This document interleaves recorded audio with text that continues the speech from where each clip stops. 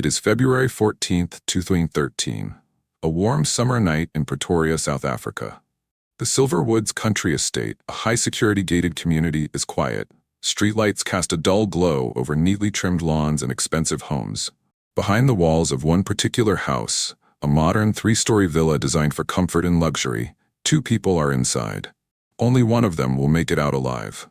Inside, Oscar Pistorius and Reeva Steenkamp are alone.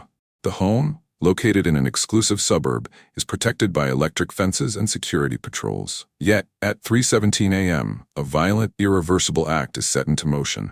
A sudden noise shatters the silence. A gunshot, then another and another. A fourth and final shot echoes through the house.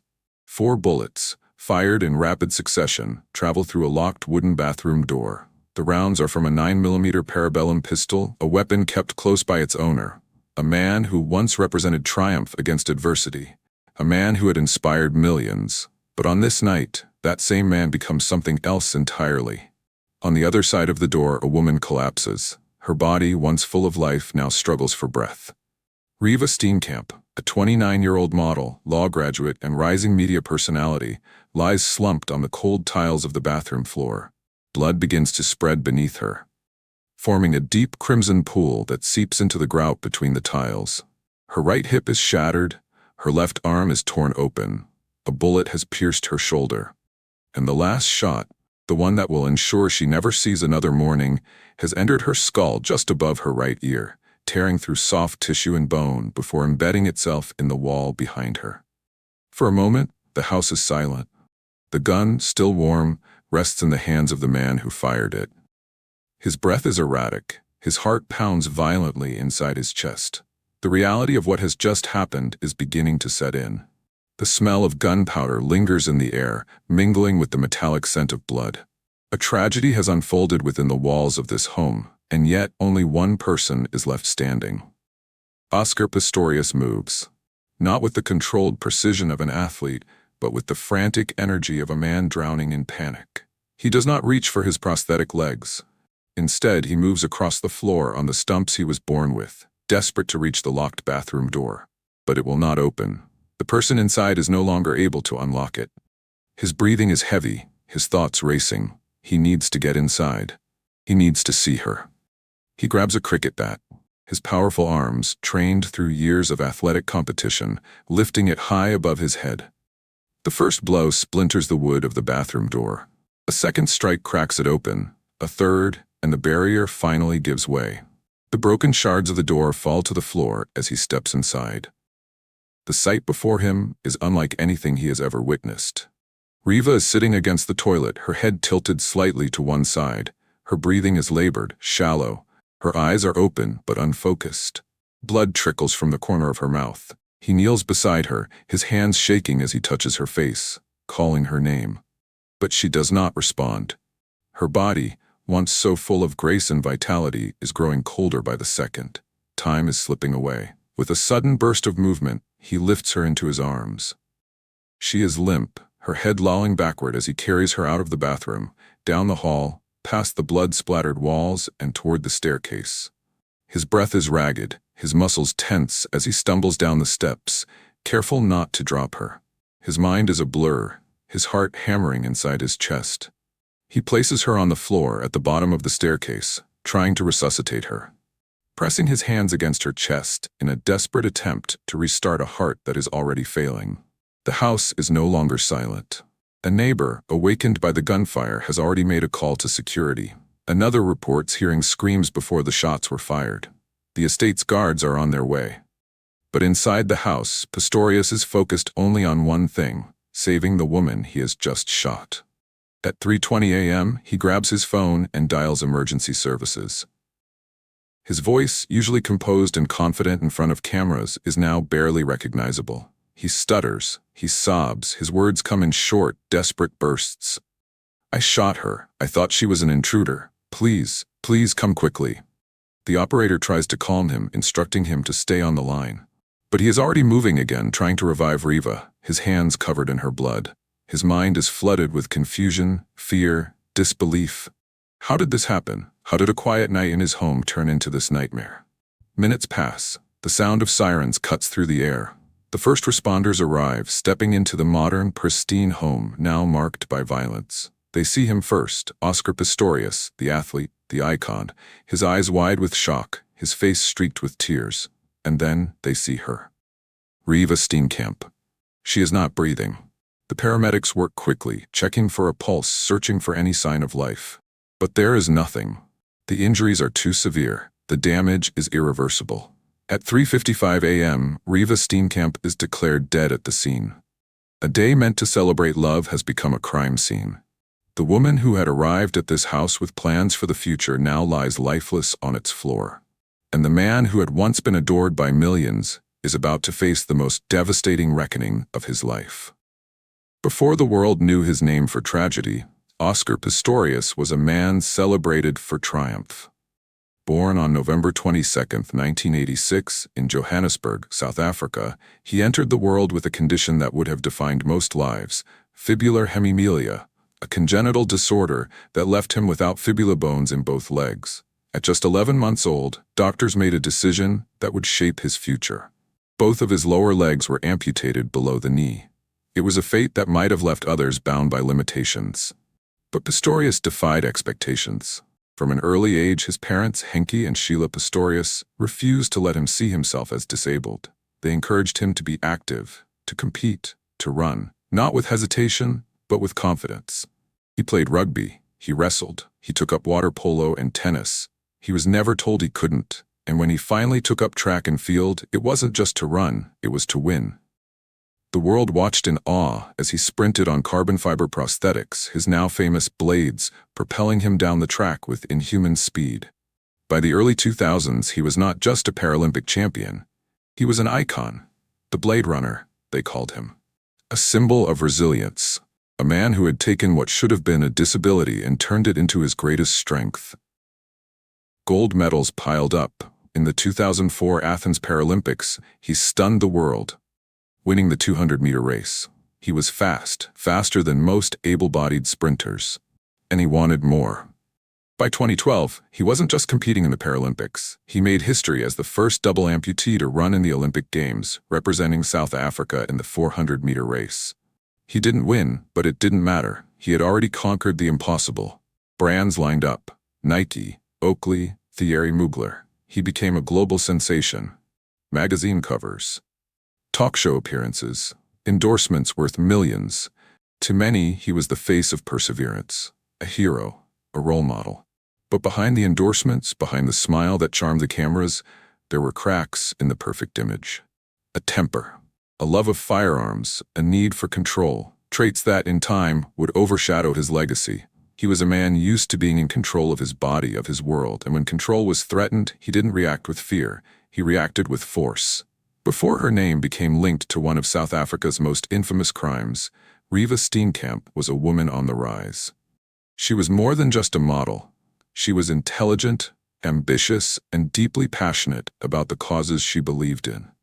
Born on August 19, 1983, in Cape Town, South Africa, Reeva grew up in Port Elizabeth, a coastal city known for its beaches and laid-back atmosphere. She was the beloved daughter of Barry and June Steenkamp, a couple who worked tirelessly to give her every opportunity in life, and she made the most of it. Reeva wasn't just beautiful. She was brilliant. She earned a law degree from the University of Port Elizabeth, later merging with Nelson Mandela Metropolitan University. She had dreams of using her education to fight for justice, particularly for women and victims of abuse. She had seen the dark realities of gender-based violence in South Africa, and she wanted to be a voice for those who couldn't speak for themselves. But the law wasn't her only calling. Her striking looks and natural charm led her to the world of modeling. She quickly became a household name in South Africa's fashion and entertainment industry. Her career flourished. Magazine covers, beauty campaigns, television commercials. She became the face of Avon South Africa, walking runways and appearing in advertisements that showcased not just her beauty, but her confidence and poise. But Reeva wanted more than just fame. She wanted to make a difference. She spoke openly about issues of abuse and self-worth. She encouraged young women to believe in themselves, to stand up for what was right. She used her platform to speak about empowerment, not just beauty. And in 2013, she took another step toward her dream. She became a contestant on the reality TV show Tropica Island of Treasure, a competition that was meant to bring her even closer to stardom. What no one knew was that the season she had filmed would be aired just days after her death, making her final on-screen appearance an eerie posthumous tribute. Her life was full of promise. Her career was flourishing. She had dreams that stretched far beyond the modeling industry. And then, she met Oscar Pistorius. Their relationship started in November 2012. To the public, they were South Africa's golden couple, a beautiful, successful pair who seemed perfectly matched. The media loved them. They were photographed at events, smiling, holding hands, looking every bit like the power couple they were expected to be.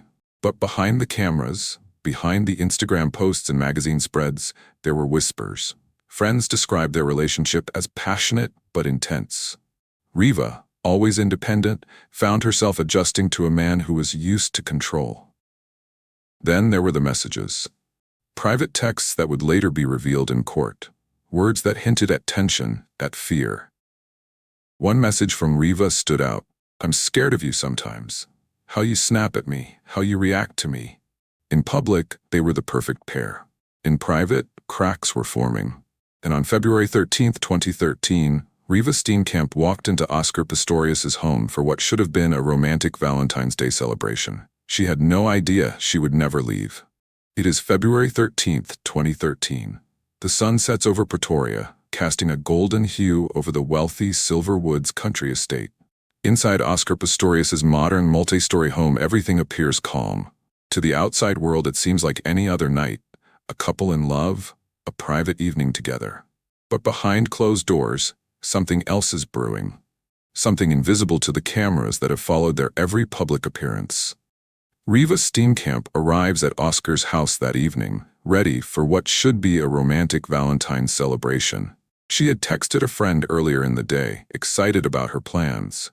She even tweeted a message that would later send chills through those who read it. "What do you have up your sleeve for your love tomorrow?" It was meant to be playful, light-hearted. No one could have known how chilling those words would become. She brings an overnight bag with her. Inside are clothes, toiletries, and a small gift for Oscar. She has no reason to think this night will be different from the others she spent in his home. But something in the air is tense. Oscar has been in a strange mood all day, agitated, on edge. The previous week, he had been involved in an argument at a Johannesburg restaurant where he accidentally fired a gun under the table. It was an incident that left many shaken, a glimpse into a side of him that few people knew. His obsession with firearms, his paranoia, his quick temper. He was a man who lived with fear, a fear that sometimes turned to aggression. Security footage later shows Reeva entering the estate's gates that evening. She waves to the guards, smiles. She has no reason to feel unsafe. She has spent nights here before. It is supposed to be a place of comfort. But that night, neighbors will later testify, there were sounds. The faint murmur of voices raised in argument. The unmistakable tension of a disagreement between two people behind a locked door. There were no official records of an argument that night. No proof of what was said between them. But in the coming weeks, private messages will surface. Texts revealing the growing tension in their relationship. Reeva had written to Oscar about feeling like she constantly had to appease him. That she was afraid of his temper. That she felt he sometimes lashed out in ways that frightened her. And yet she stayed. Perhaps because she cared. Perhaps because she didn't believe it would ever go too far. As the night stretches on, the estate is quiet. The last lights in the neighborhood go out. The world falls into sleep. But inside Oscar Pistorius's home, one light still glows. Reeva moves around the house, brushing her teeth, preparing for bed. Oscar is nearby, but his mind is somewhere else. A gun sits close to him, a 9mm Parabellum pistol, always within reach. It is one of several firearms he owns. He keeps it under his bed. He has spoken many times about his fear of intruders, about his need to be prepared. He has told friends about incidents where he thought he heard noises in the house, where he grabbed his gun instinctively. He is a man who does not take chances. By midnight, Reeva is asleep in his bed. Oscar, however, is still awake. His mind is restless. He moves in and out of sleep, waking at the smallest sound. The gun remains close. His sense of security is fragile, and the night is far from over. In just a few hours, the silence will be broken. 4 gunshots will ring out, and the life that once filled this house will be gone forever. It is the early hours of February 14, 2013. The world outside is still wrapped in darkness. The streets of Pretoria are quiet, the Silverwoods country estate undisturbed. But inside Oscar Pistorius's home, something is about to happen that will send shockwaves across the globe. Reeva Steenkamp is asleep in Oscar's bed, wrapped in the soft, white sheets. Her breathing is steady, unaware of the storm that is about to break. Oscar, however, is awake. His mind is restless, his body tense. It is not unusual for him to wake in the night. He is a man who has lived with both fame and fear. A man who has spoken often of his paranoia. He believes danger could be lurking at any moment. He has built a world where he is always ready to defend himself. Somewhere between 3 and 3:15 a.m. something disturbs the silence. A sound, a movement, a noise that, to Oscar, signals danger. Later, he will say that he did not see Reeva in bed next to him when he woke. That he believed she was still sleeping. That the noise he heard came from the bathroom, and in that moment, his instincts took over. He did not think. He did not hesitate. He reached for his gun, a 9mm Parabellum pistol, always within arm's reach. He moved quickly, without stopping to put on his prosthetic legs. He walked on the stumps of his amputated limbs, moving toward the closed bathroom door. In his mind, there was no time to question, no time to verify. Inside the bathroom, Reeva Steenkamp is standing behind a locked door. What she is doing in there, we may never know. Was she using the toilet? Hiding? Had she been startled awake by Oscar's movements and gone inside to escape an argument? The answers will never be fully known, locked away forever behind that door. But what happens next is undeniable. At precisely 3:17 a.m., 4 gunshots ring out in rapid succession. A neighbor later testifies that before the shots, they heard a woman screaming, a desperate, terrified scream. But those screams are soon drowned by the deafening blasts of a pistol firing through wood. 1 bullet, then another. Then another. Then a 4th. Inside the tiny bathroom, Reeva is hit almost instantly. The first bullet shatters her right hip, causing her to collapse onto the toilet. The pain is unimaginable. But she is still alive. A second shot misses her, ricocheting off the wall. The 3rd bullet tears through her upper arm. And then, the final shot, the one that will take her life, strikes her in the head, entering just above her right ear. The force is devastating. Her body slumps to the side. The air is thick with the scent of gunpowder. The only sound now is the steady drip of blood onto the cold bathroom tiles. For a moment, the house is silent again. Oscar stands frozen, his breath heavy, his body still pulsing with adrenaline. His hands tremble. The gun, still warm, is clenched in his grip. The reality of what he has done begins to sink in. He steps back, his heart pounds violently inside his chest. He calls out for Reeva, but there is no answer, no movement, no sound. He moves toward the bathroom, but the door remains locked. Something is wrong. He feels it now. A terrible gnawing fear grips him. He grabs a cricket bat from the bedroom. His powerful arms, the same arms that once propelled him to victory on the track, now swing with force. The first blow cracks the wood. The second splinters it. The 3rd and 4th finally break the door open. And there she is, Reeva Steenkamp. Her body is slumped against the toilet. Her head is tilted slightly to the side. Her long blonde hair is soaked in blood. Her breathing is shallow, but fading fast. Her beautiful face, once filled with warmth and laughter, is frozen in agony. The life is slipping from her, second by second. Oscar drops to his knees beside her. His hands that have signed lucrative sponsorship deals, hands that have held Olympic medals, are now covered in her blood.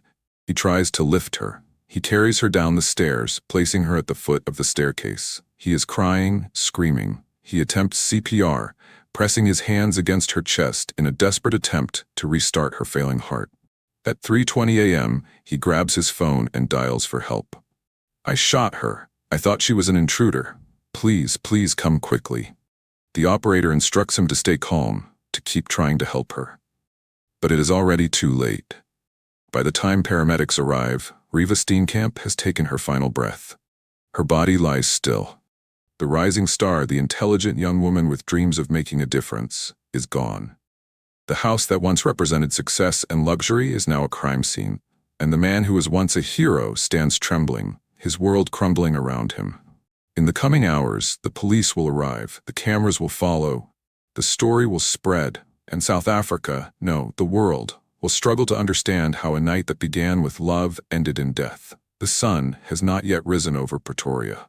The sky remains dark, the city still asleep, but inside the Silverwoods country estate, the night's horror is still unfolding. At 3:55 a.m., police officers arrive at the scene. They are met by a frantic Oscar Pistorius, his face pale, his body shaking. He is still dressed in the clothes he wore to bed, loose shorts, a t-shirt, his bare stumps exposed. His hands, his arms, even his chest are stained with Reeva Steenkamp's blood.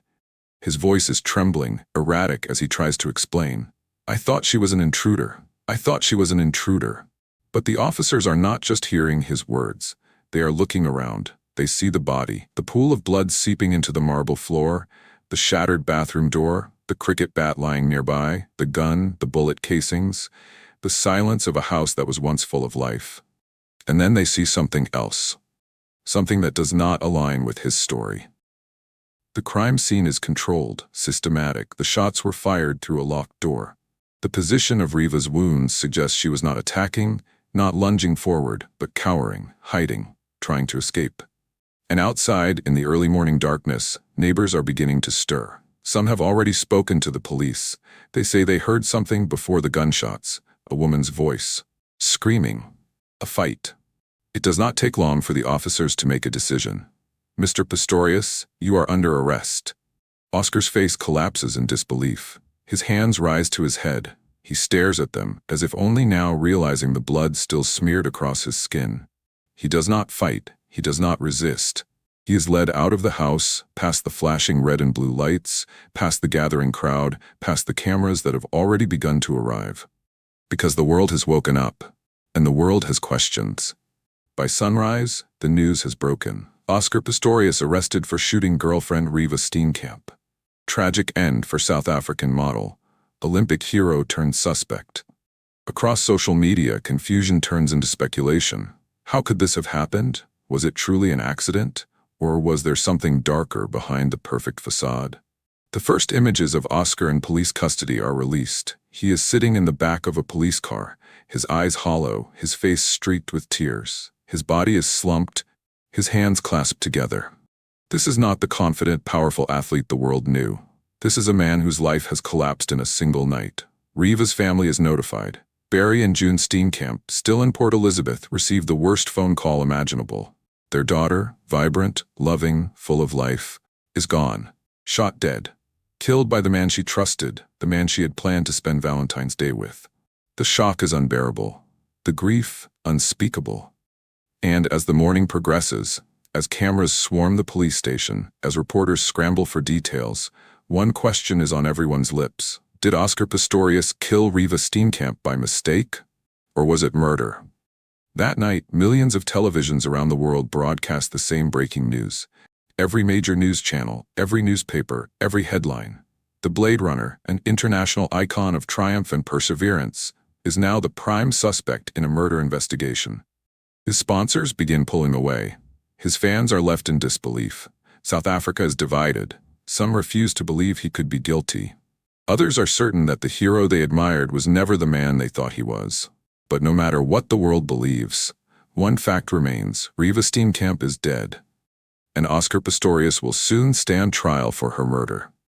It is February 15th, 2013, just one day after Reeva Steenkamp's life was taken. The world is still reeling from the shock. The headlines have not stopped. The cameras have not looked away.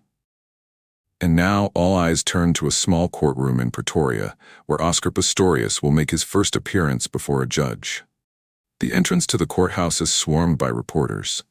Journalists push microphones forward, flashing lights fill the air. Behind the barricades, people gather, some holding signs of support, others demanding justice. Everyone is waiting for the same moment. Then the car arrives, dark-tinted windows, the doors open, and out steps Oscar Pistorius. Gone is the powerful athlete who once stood tall on the Olympic stage. In his place is a man who looks broken, hunched over, walking slowly on his prosthetic legs. His face is pale, his jaw clenched. His eyes, swollen from tears, from exhaustion, from fear, flicker downward as he moves forward, flanked by officers. The cameras follow his every step. The world watches as he disappears into the courthouse. Inside, the room is packed. On one side, Oscar's family sits quietly, his brother, his sister, his father. Their expressions are tense, unreadable. On the other, Reeva's family, Barry and June Steenkamp, sit in silent grief. Their daughter is gone. Nothing will bring her back. But they are here, watching the man who took her life, waiting for the justice they hope will come. Then, the moment arrives. The judge enters. The courtroom rises. And then, Oscar is asked to stand. "Mr. Pistorius, you are charged with the murder of Reeva Steenkamp. How do you plead?" For a moment there is silence. The tension is unbearable. Then a voice, shaking, choked with emotion, fills the air. "Not guilty, Your Honor." And then he begins to cry. It is not a quiet cry. It is violent, uncontrollable. He bends forward, his hands clutching his face, his shoulders heaving with sobs. This is not the face of an unshaken man. This is not a man who appears indifferent to what he has done. But is it the face of a guilty man? Or the face of a man who truly believes he made the worst mistake of his life? The courtroom is tense. The judge lets the moment pass, then begins the hearing. The prosecution lays out its case. Oscar Pistorius did not shoot in fear. He shot in anger. He did not mistake Reeva for an intruder. He knew exactly who was behind that door. They argue that this was not an accident. This was a crime of passion. A man with a volatile temper, a history of controlling behavior, a gun in his hand, and a woman trying to escape. The defense, however, tells a different story. They describe Oscar's lifelong fear of home invasions. They remind the court that South Africa has one of the highest crime rates in the world, that break-ins are common, that Oscar lived in constant fear. They argue that he was a man who acted in panic, in terror, believing his life was in danger. That this was not murder. It was a tragic, heartbreaking mistake. But mistakes do not bring back the dead. As the prosecution speaks, as evidence is laid out, a single photograph is placed on the screen, a photograph that silences the room. A crime scene image of Reeva Steenkamp, her lifeless body, the bullet wounds, the blood. In the front row, June Steenkamp lowers her head, unable to look. Barry Steenkamp closes his eyes, his hands gripping each other tightly. Their daughter was supposed to have a future, and now she is a photograph in a courtroom. Oscar lifts his head just enough to see it. His body shudders violently. He covers his face again, sobbing into his hands. But the image remains on the screen. The courtroom remains cold. This is no longer a story about a fallen athlete, a tragic mistake, or a man's shattered career. This is about a woman whose life was stolen in the dead of night. A woman who had dreams, who had love to give, who will never speak again. The hearing ends with no resolution. The trial is still to come. But as Oscar is led away, escorted by officers, one thing is clear. The world may never know the full truth of what happened that night. But the fight for justice has only just begun. March 3, 2014. More than a year has passed since the night Reeva Steenkamp was shot dead behind a locked bathroom door. The world has not forgotten. The cameras have not turned away. And now, at last, the trial begins. The streets outside the Pretoria High Court are flooded with journalists, spectators, and activists. Some hold signs that read "Justice for Reeva." Her name now a symbol of domestic violence, of lives lost too soon. Others, still loyal to Oscar Pistorius, carry banners that say, "Let him speak." But inside the courtroom there is no shouting, no noise. Only the slow ticking of time as the most anticipated trial in South African history begins. Oscar enters, dressed in a black suit, his face pale, his hands trembling. He does not look at the cameras. He does not look at Reeva's family. He takes his seat, his shoulders hunched forward, as the judge, Thokozile Masipa, calls the court to order. The state versus Oscar Pistorius, charged with the murder of Reeva Steenkamp. A silence falls over the room, and then the prosecution begins. The lead prosecutor is Jerry Nell, a man feared in South African courts for his relentless cross-examinations. He has been called the Pit Bull. And today, Oscar Pistorius is his target. "Mr. Pistorius," Nell says, his voice sharp, "let us speak plainly. You fired 4 shots through a locked door. What exactly did you believe was happening on the other side?" Oscar hesitates. His breathing quickens. When he finally speaks, his voice is strained, barely above a whisper. I thought there was an intruder. I was afraid. I didn't mean to. I didn't mean to shoot Reeva. You didn't mean to shoot her? But you pulled the trigger not once, not twice, but 4 times. Do you expect this court to believe that a trained marksman, an athlete with impeccable control over his body, fired blindly without knowing who was behind that door? Oscar's hands are clenched together, his knuckles white. He begins to cry, his body shaking. His voice, when it finally comes, is almost unintelligible. I was scared. I was trying to protect her. Protect her? From what? From a locked bathroom door? The courtroom is silent. The tension is unbearable. Jerry Nell presses forward, his voice relentless. Mr. Pistorius, the evidence shows that Reeva was standing when she was first shot. If she had truly been an intruder, why would she not have screamed? Why would she not have run? And if you loved her, why did you not check where she was before firing? Oscar stares at the table. He has no answer. And then, the neighbors testify. One by one, they take the stand. They say they heard a woman screaming before the gunshots. They say the screams were not the shouts of an intruder, but of someone in fear for their life. The prosecution presents WhatsApp messages between Oscar and Reeva. In one, she writes, "I'm scared of you sometimes." The words linger in the air. A message from the grave. A woman whose fear was ignored, whose voice was silenced forever. The defense fights back. They argue that there was no fight that night, that Reeva's fear was a misunderstanding, not evidence of abuse. They bring in ballistic experts, trying to prove that the gunshots happened so fast that she couldn't have screamed after the first shot. They insist that Oscar's story is true, that he was terrified, that he acted in panic, that this was a mistake, a terrible, tragic mistake. But Jerry Nell is not finished. He turns to Oscar once more. His next words send a chill through the courtroom. "Mr. Pistorius, look at this image." A photograph appears on the screen. It is Reeva's face.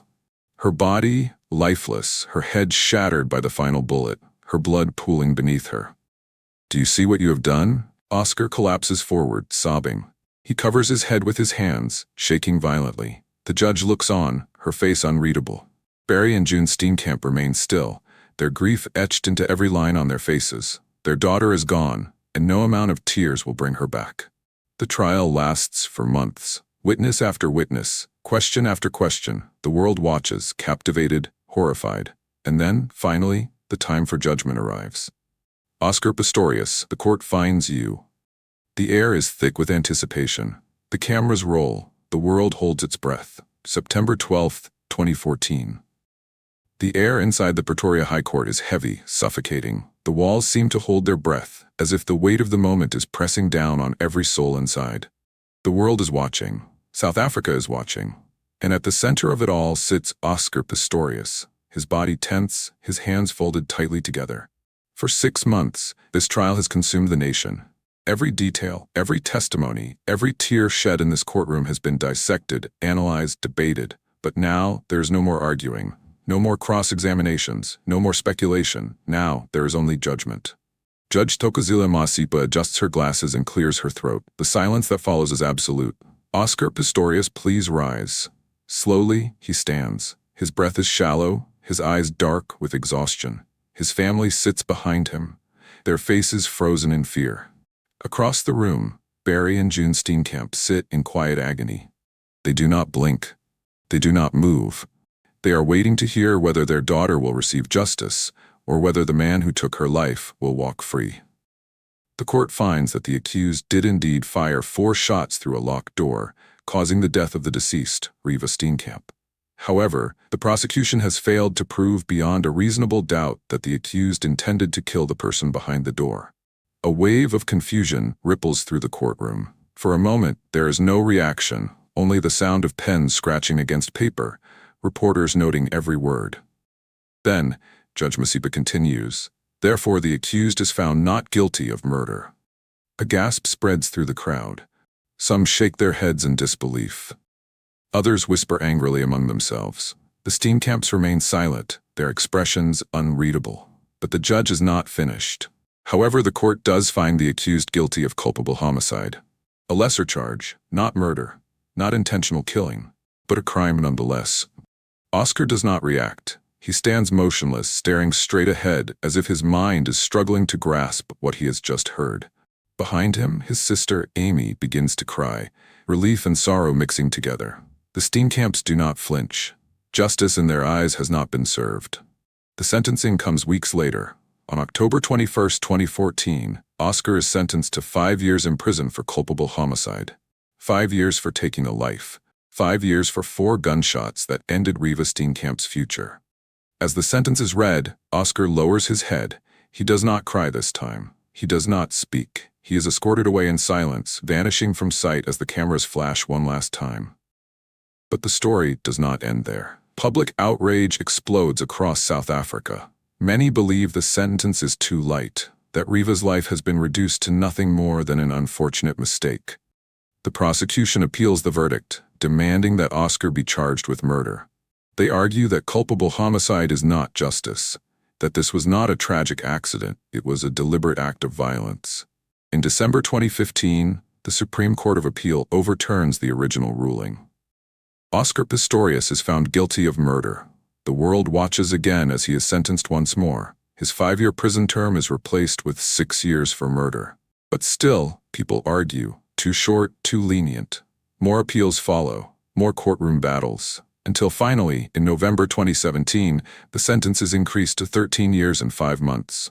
It is the end of his legal road, the final chapter in the trial that divided a nation.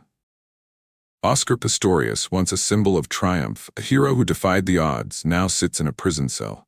No longer the Blade Runner, no longer a champion, just a man behind bars, haunted by the choices of a single night. And Reeva Steenkamp? She remains frozen in time, a photograph in a frame, a memory carried by those who loved her. A woman whose story became a cautionary tale. A woman whose name will never be forgotten. Years have passed, but the echoes of that fateful night on February 14, 2013, still linger.